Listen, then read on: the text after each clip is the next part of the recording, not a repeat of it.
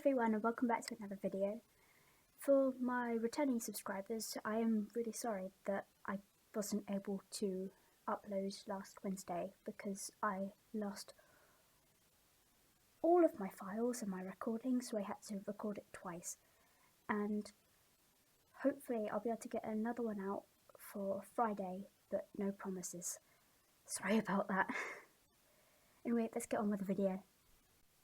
This is an Alastor reader fanfiction written by Comfy Works on AO3, named Quiet Musings by the River. The links of their social media will be in the description. If you go this way, that way, backwards, forwards, yonder, and then south, you'd reach a dense swamp.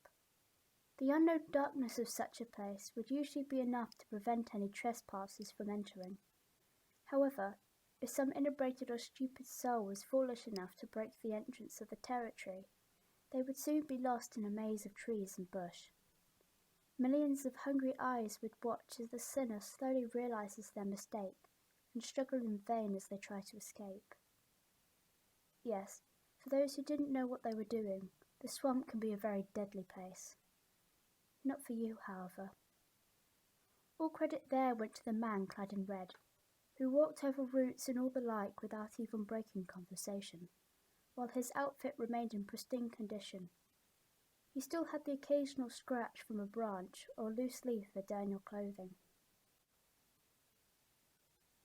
The swamp wasn't unbearably hot, but hot enough for a thick, humid cloud to encapture everything in the area. It brushed up against the skin and hung there no matter where you went. Water from the creek gurgled as it flowed south towards the bog of the swamp. Despite the natural murky colour that usually resided within the water, the creek was clear and reflected the light that streamed through the canopy of trees. A native otter-like creature with a few abnormal spikes along its spine was frolicking about in the water, cooing. It swam between your legs, which were soaking in the cool current. You smiled as your companion swam for you. Then, when boredom struck, you ventured out to the thicket of the swamp.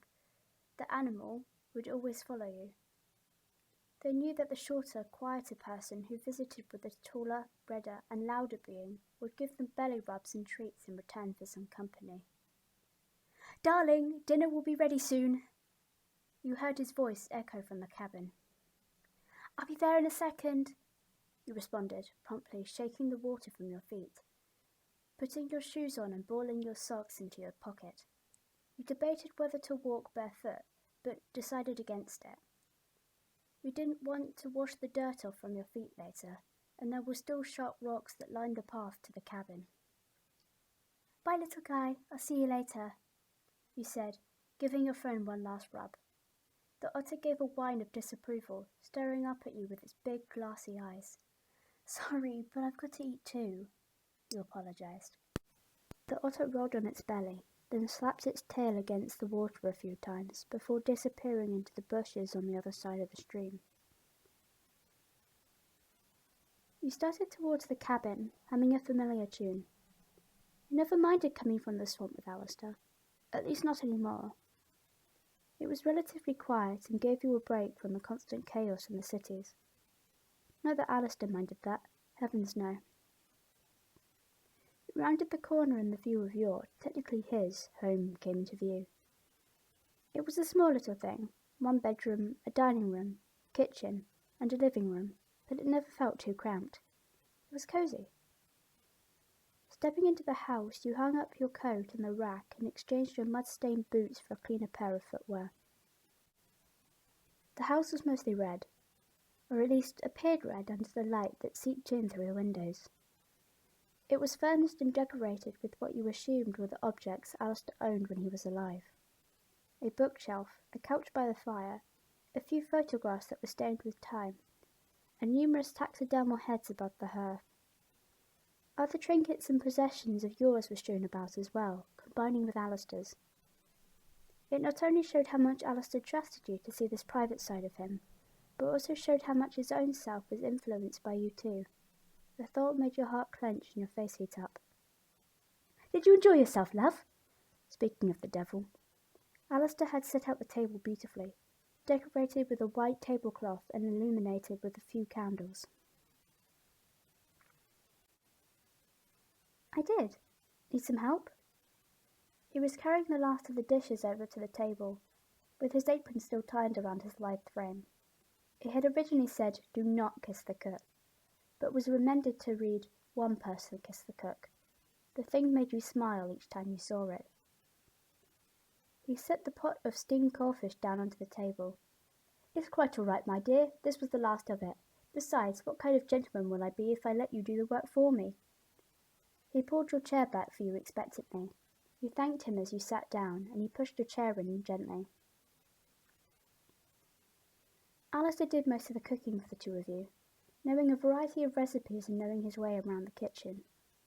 You watched sometimes over his shoulder and tried not to get in the way. As he cooked, he would sometimes hold up a spoon for you to taste. It was always delicious and almost always perfect. Alastor removed his soiled apron and folded it before laying it on the back of his chair. Ever the gentleman, he poured your glass of wine first before his own. You two cleaned your drinks before digging in. "Do you have any plans for this Saturday, my dear?" Alastor asked after finishing his first bite. Not that I know of. I believe I'm free. What do you have in mind?" "Well, our good friend Mimsy has invited us to a private showing in her club. I do believe Rosie shall be there if you're interested." Your ears perked up. Mimsy and Miss Rosie were two demons you met thanks to Al, and both of them were very kind to you. Despite them being of the same nature towards you, the two were very different. The Overlord, who you called Miss Rosie for pleasantries, was like a mother figure to you. When you visited her emporium, her little servants would usher you into the back room, where you both would drink tea and enjoy nice conversations. Miss Rosie was a lady, and her interactions were nothing less of elegant and composed. Mimsy, on the other hand, wasn't an overlord. Night on the towns would usually be loud, accompanied by sweet jazz, food, and singing. On the odd occasion where a scuffle would occur, the flapper girl knew how to fight as well. Outings promised to be nothing but entertainment and excitement. Still, the two of them cared and respected you in their own ways. "I'd love to go," you finally said. "Wonderful," Al grinned, beaming from ear to ear. "I'm sure Mimsy will be thrilled to hear." The rest of the meal was filled with calming banter. Two of you took your time eating. It was only when the wax of the candles began to drip onto the table that you cleared your plates and washed them. A soft crackle pulled your attention from the last dish you were drying. Alastor had removed his coat and a soft tune was playing on the radio.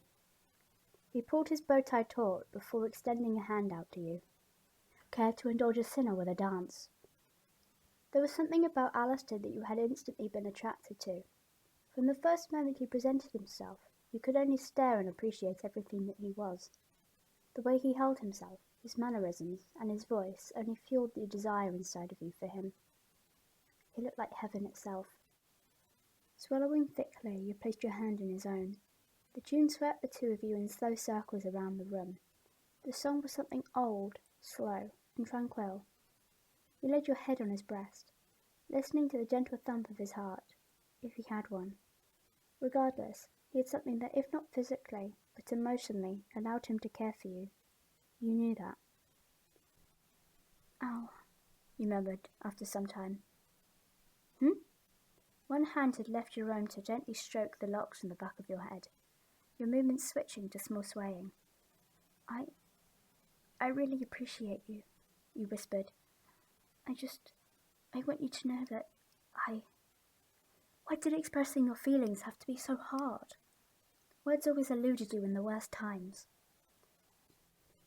Your palms felt sweaty. It wasn't that Alastor didn't know how infiltrated you were with him, but voicing that fact always embarrassed you. Still, it was important that you tell him how you felt. "Take your time, darling," he chuckled, amused at the way you squirmed in his grasp. His arm, which was rested on the curve of your back, pulled you closer into his chest, the hand in your hair rubbing against the base of your nape. If words were failing you, perhaps you could take a more physical approach. You lifted your head to look up at him. "Can you lean down?" you asked hesitantly. Even when standing, he loomed over you. He complied wordlessly, releasing his tight grip on your back to be eye level with you. You cupped his face in your hands, caressing his cheek with your thumb. His eyes fluttered, smiles softening at the edges. You licked your dry lips and looked down at his own. Blood thumped at your head, and you wondered if he could hear it. Then, slowly, you pressed your lips into his. At the same time, his lips became pressed together to meet yours. It was a chase kiss, and after a few seconds you pulled back. "I'm hopelessly in love with you." "And I am hopelessly in love with me as well." A laugh track that ran in the background made you snort and roll your eyes. "But your sentiment makes me happy beyond words, sweetheart." You gave him one more peck on the nose. "You have more than just my sentiment." You took his hand and guiding it under your shirt, you let it to rest over your erratic heart. "You have me." And that was truly the most terrifying, exhilarating thing. To know how much Alastor meant to you, how alive you felt just being at his side. To know that your soul was beating and thriving in the melody he played. Alastor stared blankly ahead, his eyes lidded in static silence for a second. He grasped your hand and slid it underneath his dress shirt to rest against his own chest. "I have a confession to make," he started. His chest was cool and firm. You felt him quake lightly under your fingertips. What stunned you was the pulse that you felt under them, a very dull, albeit, but certainly prominent heartbeat. "You inspire these feelings of delight in me too, my dear." His voice, unclogged by static, was low in your ears. You closed your eyes and rested your forehead against ours. A smile impulsively grew on your face. No more words were needed right now. Deep underground in the depths of hell and hidden miles deep in the abyss of the swamp, you were safe. You were where you belonged, not by destiny, but by choice. You were home.